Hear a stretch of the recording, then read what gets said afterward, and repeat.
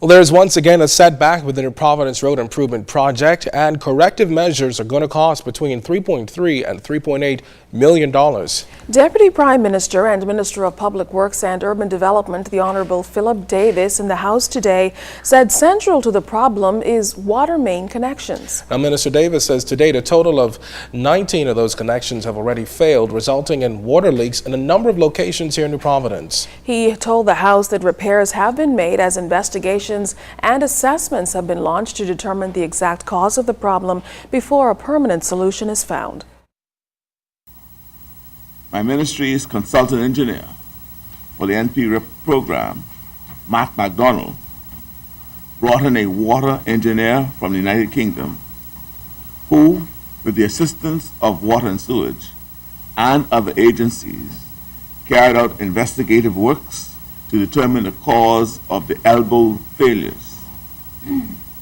Matt McDonald carried out investigations at 8 additional locations on laterals, where they have not yet failed, for a better understanding of the nature of the leaks and the failures. The investigations produced 2 preliminary reports that are presently being reviewed by Water and Sewage. Matt McDonald is also collaborating with the manufacturers of the elbows and an independent testing laboratory to determine if there is a manufacturing fault with those installed. Also coming out of the House this morning, parliamentarians heard the second reading of the Homeowners Protection Bill. The bill was initially tabled in the House November 14th of last year. It's expected to assist homeowners who find themselves financially challenged due to the bad economy. Now, introducing the second reading of the bill, Minister of State for Finance, the Honorable Michael Halkitis, says the government's mortgage relief plan was never intended to pay off people's mortgages who were reckless and financially irresponsible. He says the bill will help homeowners who are facing extraordinary circumstances due to chronic illness, unemployment, or underemployment, which have resulted in serious mortgage arrears or risk of home foreclosures. While only a handful of homeowners have received assistance so far, Minister Halkitis is optimistic that the numbers will grow. 1,000 were potentially eligible, according to the statistics that we received. The experience has shown, Mr. Speaker, that out of those, approximately 422 applications were received by the banks.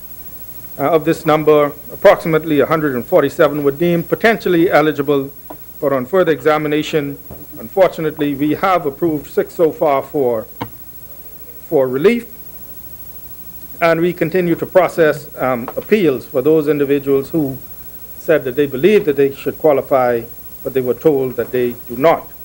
And in addition to that, Mr. Speaker, we continue through the ministry and through our staff to consult homeowners on a case-by-case basis in an effort to bring relief to those homeowners. To say, Mr. Speaker, that we are not satisfied with the outcome so far would be an understatement. We are not satisfied with the outcome so far. However, we remain committed to exploring ways to help homeowners in distress. From the courts today, convicted murderer Prince Hepburn was expected to learn his fate today after being convicted earlier this year of killing his girlfriend Nellie Brown Cox 2 years ago at a South Beach apartment. But that didn't happen as Hepburn's attorney Muriel Ducille had a case in another court and lead prosecutor Franklin Williams was in the Court of Appeal. As a result, the court adjourned Hepburn's sentencing. It's now set for May 30th. Until then, he'll remain behind bars at the Fox Hill prison. 28-year-old mother of 2, Rosita McKenzie, will spend the next 3 years on probation after admitting in a plea deal that she tried to kill her 4-year-old son back in November of 2010. Prosecutors indicated during proceedings before Justice Indra Charles that McKenzie placed the child in a burning car on Fire Trail Road shortly afterward, setting it on fire. However, an eyewitness alerted police and rescued the child, who escaped any serious injury.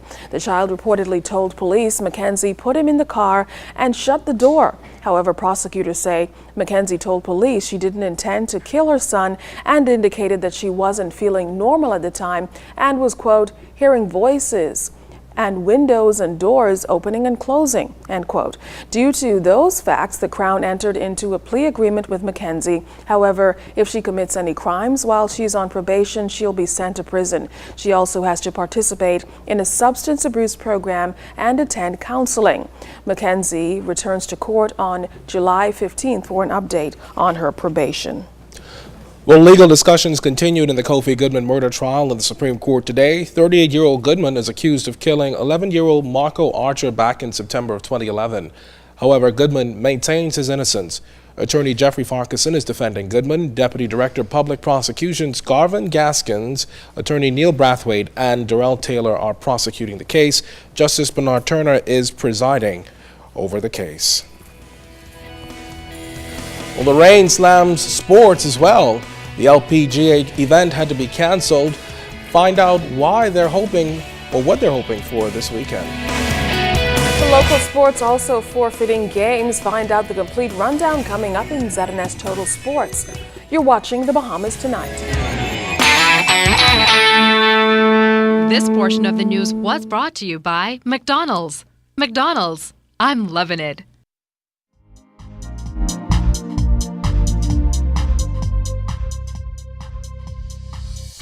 This is your Royal Fidelity Business News. I'm LaDawn Davis. The government is now reviewing plans for an economic development unit that will allow better management of the benefits from foreign direct investment.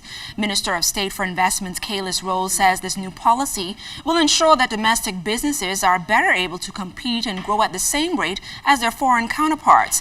Mr. Rose says the Bahamas has not placed significant emphasis on economic development from a long-term and strategic perspective. He says a fundamental understanding of what drives growth and development is limited when comparing the Bahamas to countries such as Singapore, Dubai, and other regional counterparts. Rose says he plans to present this new economic development plan to Cabinet for approval very soon. The Ministry of Financial Services, the Association of the International Banks and Trust Companies, and the College of the Bahamas are expecting to launch the Nassau Conference essay competition this month to identify and award top students from the country's premier institution. At least 13 candidates were selected for the 6 weeks internship program, which is expected to run for about 6 weeks during the summer. A special workshop will also take shape to prepare them for the internships. Selected students represent a variety of sectors, including banking, financial services, and other areas of study. In international business news, Standard & Poor's Rating Services has downgraded one of the United States' top department stores. Earlier this week, J.C.Penny's term loan ratings were slashed to junk status. The Associated Press confirms that J.C.Penny and Company increased its term loan size from $1.75 billion to $2.25 billion. Since Tuesday, Standard & Poor's has cut its rating of the term loan from a B to a B-. It's reported that J.C.Penny has been struggling with weak sales for years now, and efforts to revitalize the retailer have failed. And that's a look at your Royal Fidelity Business News. I'm LaDawn Davis.